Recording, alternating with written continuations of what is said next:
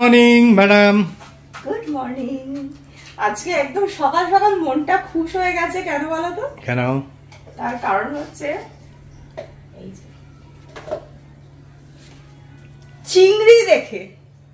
এটাই কি সেই চিংড়ি যেটা আনা হয়েছে? হ্যাঁ, আমরা ইয়ে থেকে মন্দারমণি থেকে ফেরার সময় একটা সাবিত্রী কাঁকড়া আড়ত থেকে, ওখানে কাঁকড়াও পাওয়া যায়, তো আমরা চিংড়ি নিয়ে এসেছিলাম। চিংড়ির সাইজ কিন্তু হ্যাঁ পাল্টা চিংড়ি এত বড় আমি কিন্তু কলকাতা বাজারে চট করে দেখিনি। আর তুমি মাসির কাছে ও নিয়ে এসে আমরা মাসির কাছে কাটাতে নিয়ে গেছিলাম বাজারে আর কি, তো বলছে যে এটা কোত্থেকে এনেছো ভাই, এত মানে অসাধারণ আর কি চিংড়িটা, এত ফ্রেশ, এত ভালো। চিংড়ির সাইজ গুলো দেখো। আমরা রেস্টুরেন্টে যে মানে রিসর্টে যে চিংড়িটা নিয়েছিলাম ওটাতে তো কাঠি গুঁজে দেয় বলে আরেকটু বড় ছিল বোধহয়, ওটা আরেকটু বড় ছিল, মানে একদম প্লেট থেকে বেরিয়ে যাচ্ছে। যেমন চিংড়িটা খেতে ভালো ছিল তেমনি ভালো ছিল হচ্ছে কাঁকড়াটা খেতে, মানে এত সুন্দর। তো আমি না ফোন নাম্বার ওনার নিয়েছি, মা সাবিত্রী কাঁকড়া আড়ত, এইখানে এই ফোন নাম্বার দেওয়া আছে 9733992703। মানে এখন কিন্তু এই রকম সাইজের ফ্রেশ চিংড়ি কাঁকড়া এই যদি তোমাদের প্রিয় হয়ে থাকে তাহলে কিন্তু তোমরা কলকাতাতে বসেও পেয়ে যাবে। বলেছে যে দাদা বললো দিদি তোমার যদি লাগে তুমি আমাকে ফোন করে দেবে আগের দিনকে, আমাদের কিন্তু লোক যায়, একদম ফ্রেশ পাঠিয়ে দেবো। আমরা যেহেতু দমদম বাজারের দিকে থাকি সেই জন্য আমরা দমদম বাজারের কথাই বললাম, বলে দমদম বাজারে তো পেতে কোনো অসুবিধাই হবে না, এছাড়াও আমাদের ফোন করলে আমরা বলে দেবো যে কোথা থেকে পাওয়া যাবে। এতটাই মানে মানে ফ্রেশ জিনিস বলছে যে পাঠিয়ে দেবে আর কি। তো আমরা তো ওখান থেকে নিয়ে এসেছি। এখন হবে হচ্ছে আমাদের বাড়িতে গলদা চিংড়ি। গলদা চিংড়ি, গলদা না তো বাগদা চিংড়ির মালাইকারি। গলদাগুলো এর থেকেও বড় বড় ছিল। হ্যাঁ হ্যাঁ হ্যাঁ হ্যাঁ। তো তেল আমার গরম হয়ে গেছে, এখন চিংড়ি ছেড়ে, আর এইসব চিংড়ি মাছ টাছগুলো রান্না করতে গেলে একটু সুন্দর করে সেজে গুজে রান্না করতে হয়, মনটা খুশ থাকে তো সেই জন্য। আর ভাবলাম কি যে মাকেও একটু ডেকে নেবো, একসাথে সবাই মিলে বসে খাওয়া দাওয়া করবো। তো সেই জন্য এখানে এখন বানাচ্ছি হচ্ছে বাগদা চিংড়ি মালাইকারি। তেল আমার ওইদিকে গরম হয়ে গেছে। চলো।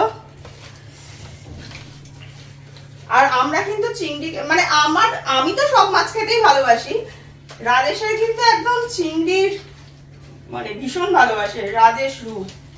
আর কাঁকড়াটাও খুবই ভালো ছিল, কাঁকড়া এনে না অত ইয়ে করে, আর লাগলে তো এখন আমরা পেয়েই যাবো কলকাতায় বসে, তাই না? এটা কি হচ্ছে? গরম মশলা, গোটা গরম মশলা। গরম মশলা এই যে এখানে পেঁয়াজ পেস্ট করে নেওয়া হয়েছে, যদিও আমি করিনি। দেখো আমি কতটা অনেস্ট, ভিডিওর পিছনে তুমি কি কি করো সেটাও বলে দিচ্ছি। এক্ষুনি রায়ের সঙ্গে সুন্দরভাবে পেঁয়াজটা একটু মানে আমার পেস্ট করা ছিল, অল্প ছিল, আর একটু করে দিই। এই তো পেঁয়াজ আদা রসুন যেভাবে করে সেরকম ভাবেই করবো। মালাইকারি আর অন্যরকম কি হয়, নারকলের দুধ টুধ দিয়ে করে। তবে রেস্টুরেন্টে এটা মালাইকারিটা করেছিল না, ওটা ঠিক কিন্তু আমাদের স্টাইলে করেনি, ওটা মালাই হয়ে গেছে, ক্রিম দিয়েছিল, ক্রিম দিয়েছিল, তো যার জন্য মালাইটা একটু অন্যরকম হয়েছিল। এই যে আমাকে বর্ষাবাবু পেঁয়াজ পেস্ট করে দিয়েছে। আসলে না জার্নি করে বা আমার কদিন ধরে শরীর এমনি একটু খারাপই যাচ্ছে, আমি শরীর খারাপ নিয়েই কিন্তু ঘুরতে গেছিলাম। এবার ডাক্তার বলেছে যে একটা ইউএসজিও করতে বলেছে, একটা গল ব্লাডারের পেন হচ্ছে নাকি পেনটা এই দিক থেকে ঘুরছে স্পন্ডাইলাইটিসের হচ্ছে বোঝা যাচ্ছে না, সেটা আমারই গড়িমসি হচ্ছে, আর ইচ্ছা হচ্ছে না। আবার যদি কিছু উল্টো পাল্টা বেরোয় আর ভালো লাগে না, তো যার জন্য একটুখানি হেল্প করে দিল আমাকে।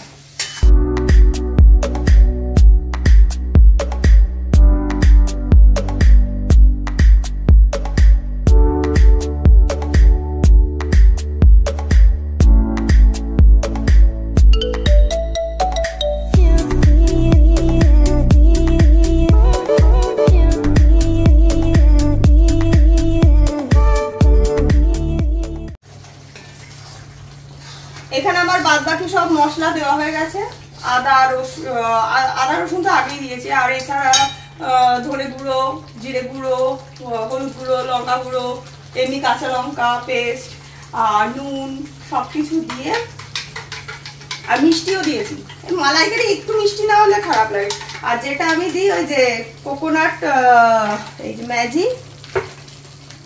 Maggi creamy coconut milk powder, এটা দিই আমি। সময় কি হয় বাড়িতে নারকোল থাকে না, বা ওটা পুড়ে আবার সেটাকে গরম জলে দিয়ে তার আবার দুধ বার করে অনেক ঝামেলা হয়। তা আমি এটাই করি, এবং এতে কিন্তু টেস্ট একটু অন্যরকম হয় না, মানে বরঞ্চ ভালোই হয় বলো। আমরা এটা করেই অভ্যস্ত। জলটা একটুখানি উষ্ণ গরম করে দিতে হবে, করে তারপর যেরকম বাচ্চাদের যেরকম আমরা দুধ গুলতাম ওরকম ভাবে গুলে নেব।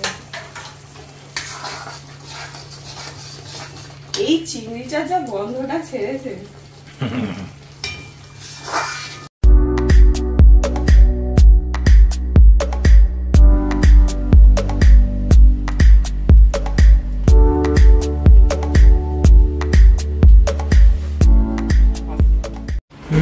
গন্ধটা তো ভালোই ছেড়েছে। এটা কি মন্দারমণি মাছটা?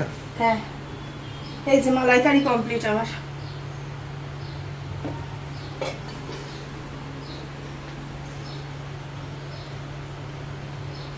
সাইজ গুলো না যাও,